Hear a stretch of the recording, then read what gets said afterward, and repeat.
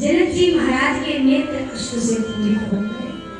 तुरंत रनिवास में आई, सुनैना मैया से कहा, सुनैना खूब भली प्रकार से आज रात भर अपनी चारों बेटियों को दुला कर खूब स्नेह करो, क्योंकि अब तुम्हारी ये जो 8 की पुत्रियां हैं अब ये चली है।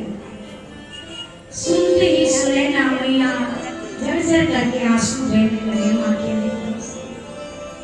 अपनी चारों पुत्रियों को अपने अंग में समेट लिया। मात्र 6 वर्ष की किशोरी है उस समय, सिर्फ 6 वर्ष की। छोटी सी सिया को अपनी गोद में बिठाया, शेष तीनों कन्याओं को बिठाया, अपने गले से लिपटा कर रात भर सुई सुनैना मैया। सुई क्या, नींद ही किसे आती, रात भर बस इसी वेदना में रहती रहती, कल सुबह मेरी बहन चली जाए।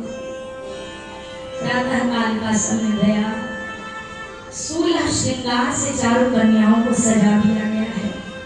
जनक जी महाराज आए, रनिवास के भीतर प्रवेश किया।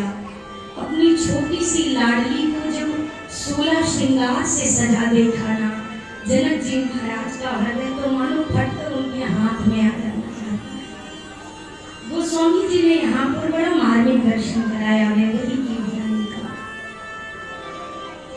सुख सारी का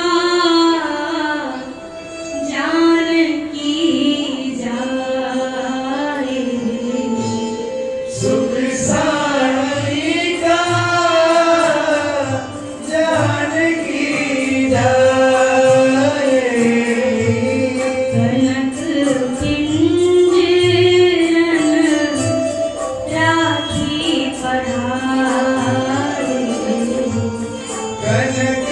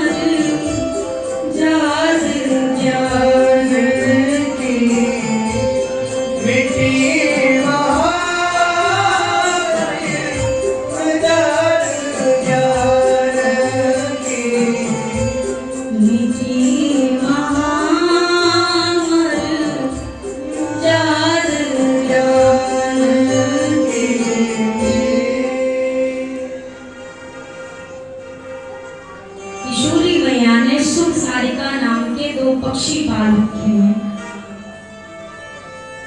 जैसे ही उन पक्षियों के कानों तक ये बात पहुंची कि वैदेही अब जनकपुर छोड़कर जा रही है, वो पक्षी व्याकुल हो उठे। सोने के पिंजरे में है, फिर भी वो कहते हैं ये सोने का पिंजरा ले लो, पिंजरा नहीं चाहिए सोने का। हमें किसी भी परिस्थिति में रहना पड़े बस हमारी वैदेही के साथ रहिए। गोस्वामी जी कहते हैं विचार करना भैया कि जहाँ पर माँ वैदेही की विदाई से पशु पक्षी इतने व्याकुल हो उठे हैं, वहां पर उनके माता पिता के हृदय की वेदना का मैं वर्णन किस प्रकार। और मुझे जहां तक लगता है कि किसी भी वाणी में वो सामर्थ्य नहीं जो ये बता सके कि जब बिटिया घर से जाती है तो कैसा लगता है। इस कष्ट को, इस पीड़ा को केवल उस बेटी को अपने हृदय से लगाकर रखने वाले माता पिता समझ सकते हैं। आज श्री जनक जी महाराज जैसे आए, माँ किशोरी को देखा, देखत ही सिय मूरत को निज अंग विमूरत खोवन लागे। मंत्री सबे मन मोने खड़े, मिथिलेश की मूरत जोवन लागे। मानो विराग की राख मही तो, दृग अंजल बिंदु सुधोवन लागे। ज्ञान की तो कहीं जान की जान लागे। जनक जी को परम ज्ञानी बताया गया है। ये विदेहराज हैं जो अपने देह की ममता से भी परे अपना भाव रखते हैं। पर ये विदेहराज ही जब आप आज वैदेही की विदाई को अपने आंखों से देख रहे हैं, जनक जी महाराज के ज्ञान की मर्यादा समाप्त हो गई। अब यहाँ पर प्रेम का पाला पड़ला प्रबल था। जनक जी महाराज दौड़ करके गए, वैदेही को अपने हृदय से लगा दिया। सुने ना मैया समझाती पर नहीं छोड़ते, अपने गले से लगा कर रखा। बार बार सुने ना माला करती है महाराज, ये दिन तो एक दिन आना था, धीरे से बोलना महाराज, वैदेही जा रही है। पर क्या हुआ, हमारी वैदेही फिर आएगी, नहीं सुने ना। ये आएगी पर एक अतिथि की तरह आएगी। ये जब भी आएगी ये मेहमान की तरह आएगी। और सच ही है ना भैया, ब्याह के बाद कोई भी बेटी हो, उसका वो अपना घर है जहाँ उसने अपना आधा जीवन बिताया है। पर वो जो खुद भी विवाह के बाद जाती है ना, तो उसको वही की चीजें अनजानी सी लगती है। जिन अलमारियों से वो जीवन के सामान भेंट दिया करती थी, वो अलमारी खोलने में भी उसे एक बार झिझक होती है, क्योंकि अपना वो अधिकार उसको महसूस नहीं होता जो अधिकार विवाह के पहले उसका था। उसका पूरा जीवन बदल जाता है। वो मायके आई ही होती है कि वहां पहुंचते ही लोग उससे जाने की तारीफ करते हैं, कितने दिन में जाएंगे, कब तक होंगे। और वो यही नहीं सोच पाती है कि ये अभी तो मेरा ही घर है ना। तो ऐसा क्यों है कि अगर मैं आई हूं तो अपनी मर्जी से कुछ भी रुक भी नहीं सकती। वो है तो घर में, पर अब सब चीजें पराई हैं। और केवल तब तक वो मायके भी जाने की हिम्मत करती है जब तक उसका पिता जीवित है, तब तक वो अपने अधिकार से एक बार चली भी जाती है। लेकिन जिस दिन पिता का साया उठ जाता है ना, अब उसे लगता है माँ तो खुद पराधीन है, मैं किसके भरोसे, वो तो खुद दूसरों के अधीन है। और अगर माँ भी साथ छोड़ दे तो इसे लगता है माँ से ही तो मायका था, जब माँ नहीं तो मायका। घर पे पहुंचती है, जब जाने लगती है तो घर का एक एक मेंबर उसे याद कराता है, ये सामान रख लेना, ये रख लेना, कुछ भूलना नहीं, सारी चीजें बराबर रख ली है ना। उस पल वो सोचती है रखना तो बहुत कुछ चाहती थी, पर कहाँ रखूं। समेट कर भी एक बैग के अंदर कितना कुछ समेटा जा सकता है, कितना कुछ इकट्ठा किया जा सकता है।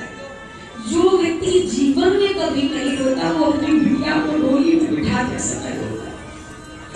इसकी आंख में कभी किसी ने आंसू नहीं देखे हो ना, उस पिता को कभी उसकी बिटिया के विदाई के समय देखना, वो होता ही जो जीवन भर था। घर में सबके संबंध अपनी अपनी जगह है, पर पिता का और बेटी का एक संबंध जो है वो सबसे बड़े है। ये संबंध हमेशा मौन रहता है, कभी उजागर नहीं होता है, पर प्रेम नहीं है ऐसा नहीं है। जब बिटिया जाने लगती है उस पल पिता को लगता है अब जो माँ की तरह मेरा ख्याल रखती थी अब वो नहीं मेरे साथ।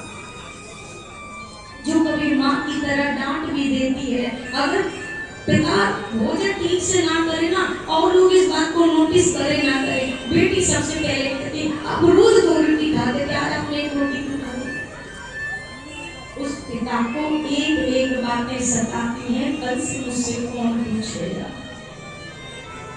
बिटिया चली गई है, घर में नहीं है, फिर भी पिता कहीं से आता है ना तो घूम के पहला नाम कई महीनों तक तो अपनी बेटी का ही, उसको याद भी नहीं रहता अब वो नहीं, तो अगला कोई कहता है अरे वो तो अपने घर में। और सबसे बड़ी बात, अपना घर कौन सा है ये तो लड़की को कभी पता ही नहीं चलता है। लड़कियां चिड़िया हैं पर उनके पर नहीं होते, उनके मायके भी हैं, ससुराल भी है पर उनके अपने घर नहीं होते। मायके वाले कहते हैं ये तो पराई है, ससुराल वाले कहते हैं ये तो पराई घर से आई है। अब तू बता विधाता तूने बेटी कौन से घर के लिए बनाई, किस घर को कहेगा? दोनों घर के बीच में तो पराया ही है। बचपन से होता है तो ये पराया कमान, पराया धन, पराया धन, फिर लगता है चलो मैं जहाँ जाऊंगी वहां मेरा सब कुछ अपना होगा, उस सब कुछ अपना होगा, पर वहां जाके भी पराया शब्द उसका पीछा नहीं छोड़ता है। हमारे यहाँ जनक जी को उनके 4 पुत्रों के नाम से नहीं पुकारा जाता, जनक जी को जानकी के नाम से संसार जानता है, क्योंकि पिता हमारे यहाँ सदैव बेटियों को सम्मान है, सदैव बेटियां अपने पिता की लाडली नहीं होती। ऐसा नहीं है कि याद नहीं होती, ऐसा नहीं है कि पिता को कष्ट नहीं होता, पिता के दिल की बात पिता ही जानता है। लेकिन विधि का ऐसा विधान कि जो नियम की श्रृंखला बनी है आज तक वो कोई तोड़ नहीं सका। बेटी अपने ससुराल जा रही है, वो अपने पिता से प्रश्न करती है,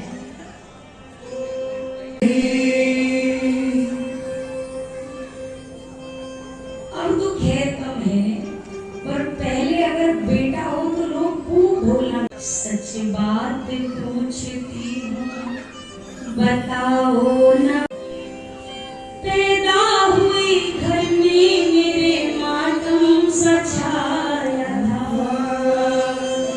बाबूजी तेरे खुश थे मन ये बताया था,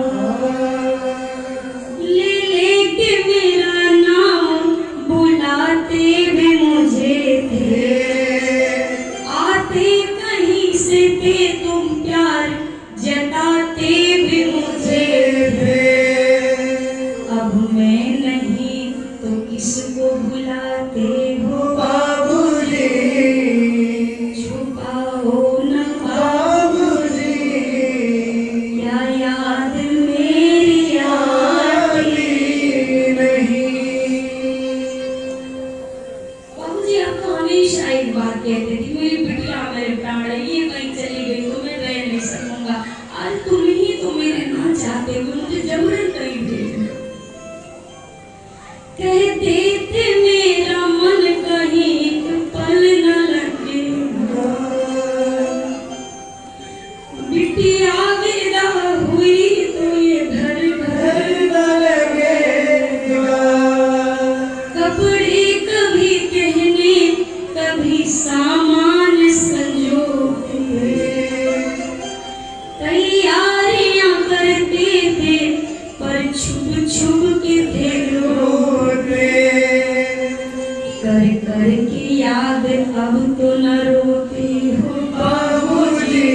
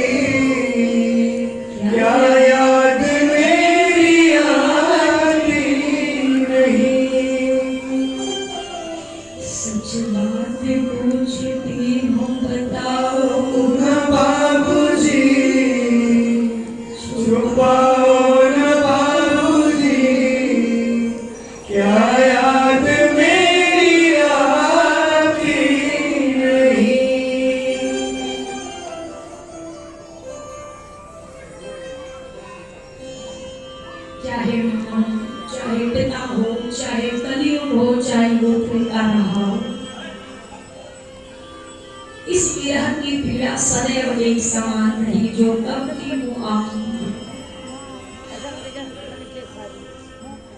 एक एक पल तो बेटी की याद से भरा होता है। माँ पिता बुलाए भी तो कहाँ से बुलाएंगे। एक माँ अगर कपड़ा सिलने बैठती है तो उसको याद आती है, बेटी होती तो सुई में धागा पिरो कर देती थी।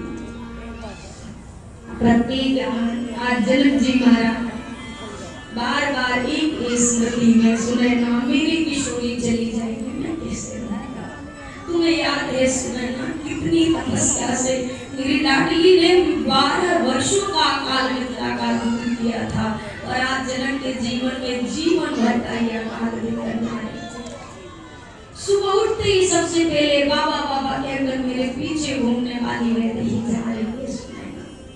और ये वो पल होता है जहाँ नियम बिल्कुल उल्टा होता है। जीवन भर माँ को कमजोर देखा जाता है, पिता को मजबूत, पर इस घड़ी में पिता कमजोर होता है, माँ मजबूत होता है। भाई कमजोर होता है, माँ मजबूत हो जाती है। जनक जी ने अपनी चारों पुत्रियों को गले से लगाया। सुनैना मैया नारी धर्म का उपदेश करती है। सास ससुर गुरु सेवा करे हो, पति रुख लखी आयस अनुसरे हो। वैदेही सास ससुर की सेवा करना, पति का रुख देखकर कार्य करना। लाडली तेरे इस मायके के द्वार हमेशा तेरे लिए खोले हैं, खुले हुए हैं। जब तेरे ससुराल में सुख की बेला हो तब ये दरवाजा हमेशा खुला है, लेकिन कभी दुख की बेला आए उस समय तेरे मायके का दरवाजा भी नहीं खुला है। बेटी को विदा करो, खूब सामान दो, जितनी मन मर्जी आपकी इच्छा हो खूब लुटाओ बेटिया पे। और याद रखना बेटी को ये तो कहो कि पुत्री अगर तुझे कभी कष्ट हो और तेरी कीमत ना कोई समझे, तेरा अपमान हो, तुझे कोई प्रताड़ित करे तो तू चिंता मत करना, तेरा पिता सदैव तेरे साथ खड़ा है। और बेटी से ये मत कहो कि जरा सी दिक्कत हो तो तुरंत भाग के चले आना। नया घर है, नए लोग हैं, नया फोन लाने में भी भैया सेटिंग सीखने में समय लगता है। ये पूरा नया घर है, उसको वहाँ एडजस्टमेंट के लिए समय चाहिए, उसको समायोजित होने दीजिए। ऐसा ना बिटिया को कहकर भेजो कुछ भी हो। शुरुआत में बहुत सारी चीजें दिक्कत लगती है, जल्दी उठना दिक्कत लगता है, भोजन बनाना दिक्कत लगता है, चीजें समझ नहीं आती। बेटी को इतना कमजोर मत बनाओ, हमारी बेटियां इतना कमजोर नहीं है। ये आज की भले परंपरा बन गई कि हर स्त्री को लगता है कि हमें पुरुषों के समान अधिकार चाहिए। अरे आप उनसे आगे हैं तो आपको बराबर क्यों बनना है। हमारे यहाँ नारियों को आगे रखा गया है तो आपको पीछे क्यों आना है। पुरुष तो पीछे है, आप आगे हैं। आपने कहीं पर भी स्वयं वधू का संरचना नहीं देखी है, स्वयं वर हुआ करते थे कि बिटिया मेरी चयन करेगी कि उसके लायक कौन सा वर है। ये बेटी को अधिकार होता था और उसके लिए राजा अपने बल का प्रदर्शन करते थे, अपनी योग्यता दर्शाते थे। ये आज कड़ियां बदल गई हैं कि बिटिया को अपनी योग्यता दिखानी पड़ती है। दहेज की चीजें इतनी ज्यादा भर गई हैं कि अगर कोई डॉक्टर है उसकी इतनी कीमत है, कोई इंजीनियर है उसकी इतनी कीमत है। देखो भैया, दहेज का सामान इकट्ठा करने से अच्छा अपनी बिटिया को इस लायक बना दो कि अल्लाह तुम्हारे दरवाजे आके तुम्हारी बेटी मांगे। अपनी बिटिया की योग्यता करने में इतनी चीजें लगा। जनक जी महाराज सुनैना बार बार गले लगाते हैं, लाडली तू हमेशा हमारी है, जब जी चाहे मायके आते रहना जाते रहना। पर लाडली कभी भी अगर ससुराल में कोई दुख हो उस समय तुझे सबका सहारा बनना। कितनी बड़ी है किशोरी, 6 वर्ष की किशोरी। उनको नारी धर्म का सुंदर उपदेश सुनैना मैया कर रही। खूब अच्छे से रहना, पति का रूप देख करके कार्य करना। नहीं जानते जनक जी 16 श्रृंगार से सजी जिस वैदेही को भेज रहे हैं, अब जब अगली मुलाकात होगी तो चित्रकूट की किसी जंगल में मुलाकात है, जहाँ तन पे ये रंगीन साड़ी नहीं कोई वलकल पहना होगा, जहाँ ये 16 श्रृंगार नहीं होंगे। नहीं जानते जनक जी। पर जब प्रथम दर्शन किया जनक जी ने जंगल में देना तो अपनी वैदेही को गले लगाकर यही कहा कि पुत्री पवित्र किए कुल हो। वैदेही तूने 2 कुल तार दिए, और सत्य बात है बेटा केवल एक कुल की जिम्मेदारी निभाता है, वो अच्छा करे बुरा करे एक कुल, पर बिटिया के ऊपर 2 कुल उनके मर्यादा की जिम्मेदारी होती है। कई बार कुछ बंदिशें जब बेटियों पर लगती है ना, तो बच्चियों को लगता है कि भैया पर नहीं लगती तो हम पर इतनी पाबंदी क्यों? ये 10 बजे तक घूम सकता है तो हमें क्यों 6 बजे आना? ये कहीं भी बिना पूछे जा सकते तो हमें क्यों पूछ कर जाना? एक बात समझिएगा, आपने लोहे की दुकान देखी होगी, बड़े बड़े दरवाजे बनते हैं लोहे के, उन दरवाजों को ऐसे ही रात भर बाहर भी छोड़ दिया जाए तो कुछ नहीं होता। और आपने कभी किसी जौहरी को अपना हीरा दुकान के बाहर छोड़े देखा है? वो जौहरी अपने हीरे को कितना संभाल के रखता है, छोटे कितना सा हीरा उसको मलमल के कपड़े में लपेट के मलमल की पोटली में डालेगा, फिर मलमल से बंधे हुए बॉक्स के अंदर समेट के तिजोरी के सबसे सेफ वाले लॉकर में रखता है। क्यों? वो कीमत है उस हीरे की। अगर इस हीरे पर एक भी दरार आ गई ना तो हीरा बेकार हो जाएगा, उसका मोल घट जाएगा। हम जो बेटियां हैं ना, अपने माता पिता के लिए उस हीरे की तरह हैं, जिस पर माँ पिता कोई दाग नहीं आने देना चाहते, इसीलिए उसको थोड़ा सा ज्यादा पर्दे में रखा जाता है, उसको थोड़ा ज्यादा सहेज कर ध्यान दिया जाता है, क्योंकि यहाँ पर संरक्षण की आवश्यकता है। मेरी किशोरी चली, चारों डोली आगे बढ़ी, चली राम।